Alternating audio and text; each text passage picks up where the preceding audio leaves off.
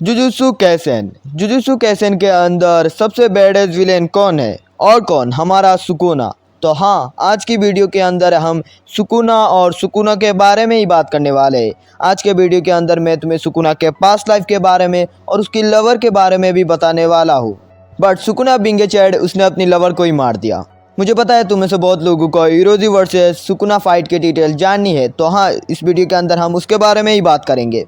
And this video has a lot of spoilers. तो हाँ, अगर तुम्हें स्पॉयलर नहीं चाहिए तो इस वीडियो को ही पे स्टॉप कर दो। अगर तुम एक ओनली एनिमे वॉचर हो तो तुम्हारे लिए नहीं है ये वीडियो, और फिर भी तुम इंटरेस्टेड हो तो कीप वॉचिंग। सुकुना ने अभी मेगुमी की बॉडी को अपना लिया है, और अभी सुकुना यूजी के अंदर नहीं है, वो अब मेगुमी के अंदर है। तो सुकुना मेगुमी के बॉडी को फुली कंट्रोल करने के लिए और उसकी 10 शेडो टेक्निक को और भी अच्छे से यूज करने के लिए कुछ रिचुअल्स करता है। सुकुना कर्सेस को निचोड़कर जो तार बनता है, जो लिक्विड होता है, उस पर बात ले रहा था। अब तुम लोग बोलोगे सुकुना ऐसा क्यों कर रहा है? क्योंकि सुकुना को मेगुमी के बॉडी को सरप्राइज करना है and to get closer to evil. भाई कितना एविल होगा। उसके बाद हम देखते हैं सुकुना काफी बेडेजली उस पुल से बाहर आ रहा है। भाई इसे ऐसे ही नहीं कहते हैं किंग ऑफ कर्सेस। और उसके बाद सुकुना जब उस पुल से बाहर आता है, उसके बाद कंप्लीट करने के बाद ही वो सुमी की फुशिगुरो के तरफ चलता है, यानी मेगुमी की बहन ने योरोजू, जो सुमी की फुशिगुरो के अंदर है। अभी सुकुना को कोकाने से पता चलता है कि योरोजू सेंडाई कॉलोनी पर है, तो सुकुना वहीं पर चलता है। बट केंजाकू को समझ नहीं आ रहा था कि सुकुना योरोजू को इतना ज़्यादा अटेंशन क्यों दे रहा है। उसे लगा तो था वो उसे इग्नोर करेगा, बट सुकुना इसके बाद बोलता है उसे योरोजू की कुछ भी नहीं पड़ी है, उसे उस वेसल की पड़ी है। और तभी केंजाकू समझ जाता है सुकुना यहाँ पे क्या बोल रहा है। सुकुना यहाँ पे बोल रहा है कि योरोजू अब जिस बॉडी के अंदर है वो है मेगुमी की बहन की बॉडी, और अगर मेगुमी के हाथ से उसकी की बहन को मारा जाए तो मेगुमी अपने आप से और भी ज़्यादा नफरत करने लगेगा, और उसके बाद मेगुमी सैडनेस के समंदर में और भी ज़्यादा सिंक हो जाएगा। एंड उसके बाद सुकुना कम्प्लीटली कंट्रोल कर पाएगा मेगुमी की बॉडी को और उसके टेक्निक्स को।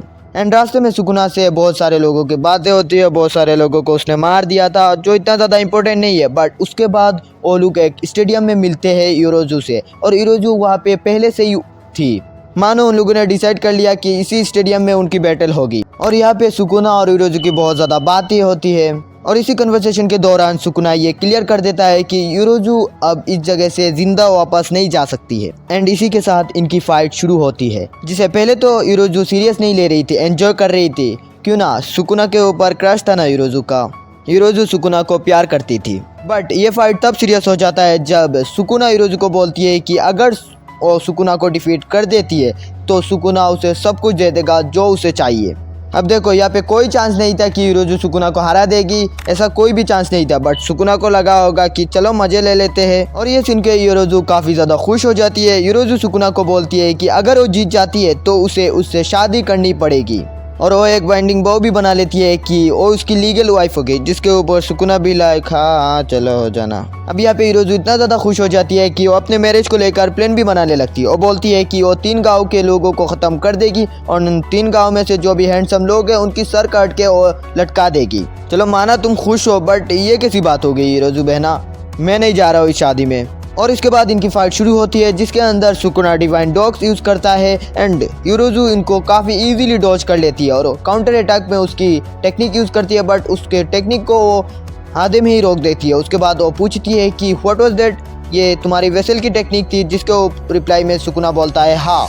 सुकुना बोलता है कि मैं तुम्हें मारने के लिए अपनी टेक्निक यूज़ नहीं करूंगा, मैं सिर्फ मेगुमी की टेक्निक यूज़ करूंगा। अब ऐसा क्यों? क्योंकि ये बहुत ज़्यादा ज़रूरी है मेगुमी की टेक्निक से मेगुमी की बहन को मारना, और ऐसा करने के बाद मेगुमी की जीने की इच्छा एकदम से ख़त्म हो जाएगी। तो हाँ, इसी कारण सुकुना मेगुमी की बहन को मारने के समय, मतलब योरोजू को मारने के समय उसकी टेक्निक यूज़ नहीं करेगा, मेगुमी की टेक्निक यूज़ करेगा। And on the other side Yorozu be like don't mess with me, तुम अपने होने वाली बीबी को दूसरे की टेक्निक से हराना चाहते हो, मैं इसे बिल्कुल भी एक्सेप्ट नहीं करूंगी। योरोजू अपने फुल फॉर्म में जाने के बाद योरोजू ये बोलती है, और तुम्हें लगता है कि तुम अपने श्राइन के बिना मुझे हरा सकते हो? और उसके बाद नरेटर हमें योरोजू की कर्स टेक्निक के बारे में बताता है, जो कि है कंस्ट्रक्शन। मतलब योरोजू कुछ भी बना सकती है except for special grade curse tool, and also जिसका उसे कम्प्लीटली नॉलेज है वही चीज़ वो बना सकती है। हज़ारों साल पहले योरोजू ने अपनी कर्स टेक्निक को यूज़ करके बहुत सारी चीज़ें बनाई थी, और उसने एक मेटल लिक्विड का इजाद किया था जिसका वॉल्यूम और प्रॉपर्टी चेंज करा जा सकता है। एंड मेनली ये जो लिक्विड मेटल है ये पाया जाता है इंसेक्ट्स के अंदर, इसीलिए योरोजू इंसेक्ट जैसी दिख रही है। अब यहाँ पे योरोजू ने तो पावर अप कर ली थी, तो सुकुना सोचता है कि अपने धर्म चक्र को यूज़ करने की, और उसके बाद सीन शिफ्ट होता है जहाँ पे हम इरोजू को देखते हैं जो एकदम नेकेड है। अब तुम लोग यहाँ पे ये मत सोचना कि है नीरे के अंदर सब लोग ऐसे ही रहते थे, सब लोग ऐसे नहीं रहते थे। इरोजू ही कुछ डिफरेंट है, उसे कपड़े पहनना पसंद नहीं थे। एंड ये पास्ट वाली इरोजू है जो कि सोच रही कि उसकी कंस्ट्रक्शन टेक्निक को कैसे और एफिशिएंट बना सकती है। क्यों ना उसकी जो कर्स टेक्निक है वो बाकी सब कर्स टेक्निक से ज़्यादा कर्स एनर्जी कंज्यूम करती है। भले ही उसके पास सब एलिट सॉर्सरर जैसे कर्स एनर्जी है, बट उसकी कंस्ट्रक्शन टेक्निक यूज़ करने के लिए बहुत ज़्यादा कर्स एनर्जी वेस्ट हो जाती है, तो उसके लिए उसे बहुत ज़्यादा प्रॉब्लम होती है उनके साथ कम्पीट करने के लिए। एंड काफ़ी सोचने के बाद वो ये कंक्लूजन पे आती है कि इंसेक्ट्स की जो कैपेबिलिटी है उनकी बॉडी के हिसाब से बहुत ज़्यादा है। जैसे एक बटरफ्लाई काफ़ी आसानी से एक ओशन को पार कर सकता है, एंड कैसे हॉर्नेट्स एक दिन के अंदर 2500 किलोमीटर उड़ सकते हैं, एंड काफ़ी सारे बग्स अपने वजन से ज़्यादा चीज़ें उठाते हैं। अब हाँ, ये इनके अंदर एफिशिएंसी तो है, एंड इसीलिए ही बंदी ने ये आर्मर बनाई है। एंड उसके बाद हम फिर से इनके फाइट के अंदर आते हैं, जिसके अंदर हम देख रहे हैं तो इरोजू सुकुना को बहुत ज़्यादा मार रहा है। सुकुना कोई भी अटैक लैंड नहीं कर पा रहा है इरोजू के ऊपर, एंड इसीलिए इरोजू पूछते हैं क्या तुम अब भी अपना श्राइन यूज़ नहीं करोगे, जिसके रिप्लाई में सुकुना कुछ भी नहीं बोलता है, जिसके लिए इरोजू और भी ज़्यादा फ्यूरियस हो जाती है। एंड उसके बाद इरोजू अपने लिक्विड से अटैक करती है सुकुना के ऊपर, जिसके बारे में ही हम बात कर रहे थे। एंड सुकुना इस अटैक को नलीफाई कर देता है यूजिंग ट्रैंक्विल डियर। हाँ, ये एक 10 शेडो टेक्निक का शिकिगामी है, और इसका पावर है रिवर्स कर्स टेक्निक। ये शिकिगामी हीलिंग में मदद करता है। एंड इरोजू का जो अटैक था वो था negative, and reverse curse technique था पॉजिटिव, तो पॉजिटिव और नेगेटिव होकर नलीफाई हो गए थे उस अटैक।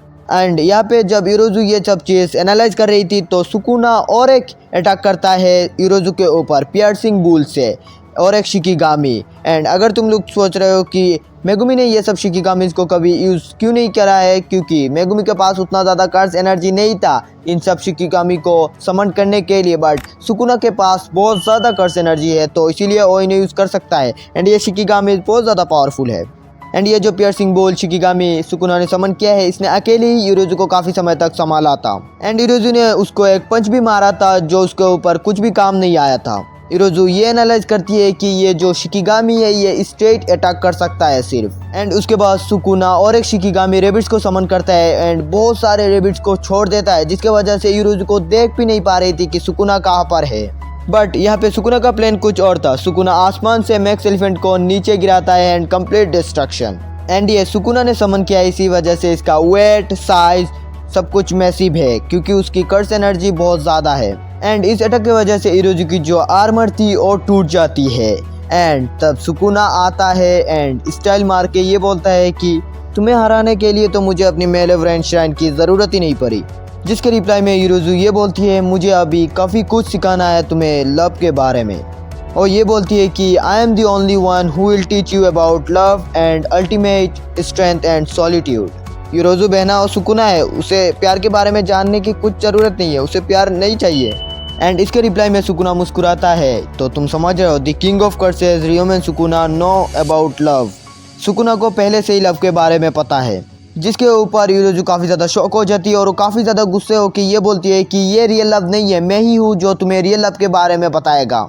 और इसके बाद सीन शिफ्ट होता है, हमें हेयन इरा दिखाया जाता है, जिसके अंदर एक रिचुअल हो रहा है हार्वेस्टिंग के लेकर। रिचुअल मतलब गुड हार्वेस्टिंग के लिए एक रिचुअल हो रहा है, जिसके अंदर किसी गॉड की पूजा नहीं हो रही है, इसके अंदर सुकुना की पूजा हो रही थी।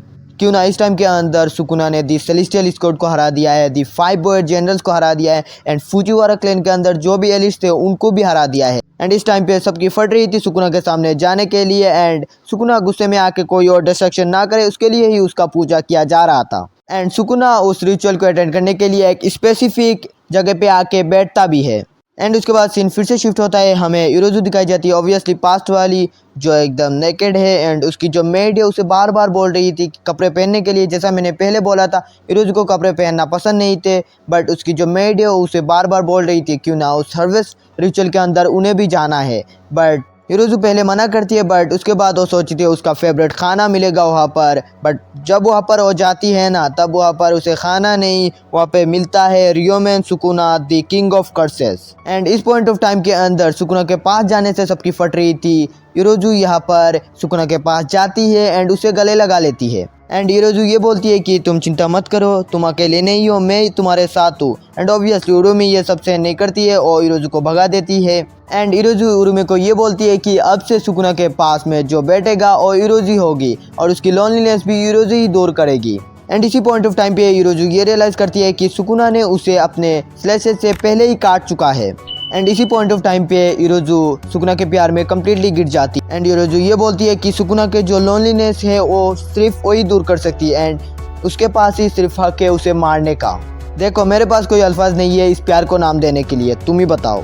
एंड उसके बाद इरोजू ये बोलती है कि वही एक है जो सुकुना को मारेगी। एंड ऐसा बोलते हुए वो एक परफेक्ट स्पेयर बनाती है। एंड इसके बाद इरोजू ये एक्सप्लेन करती है कि एक परफेक्ट स्पेयर बनाना इम्पॉसिबल है, क्यों ना एक परफेक्ट स्पेयर का जो पॉइंट ऑफ कांटेक्ट है वो बहुत ही ज़्यादा छोटा है एंड जिसकी वजह से उसके सरफेस के अंदर जो इनफाइनाइट प्रेशर है वो क्रिएट होता है। एरिया जितना होगा उतना ही ज़्यादा प्रेशर लगेगा सेम फोर्स के साथ। एंड आई थिंक इसी स्फेयर के साथ इरोजू अपनी डोमेन एक्सपेंशन भी यूज़ करती है, जहाँ पे ओपोनेंट को अपनी टेक्निक दिखाने के बाद ओपोनेंट को शॉक होना होता है। यहाँ पे इरोजू शॉक हो रही है, क्यों ना इरोजू ने तो अपना डोमेन खोल लिया बट सुकुना ने अभी तक अपना डोमेन नहीं खोला है। क्यों ना इरोजू की जो डोमेन है उसकी जो श्योरेट इफेक्ट है उससे सुकुना वेनिश हो सकता है।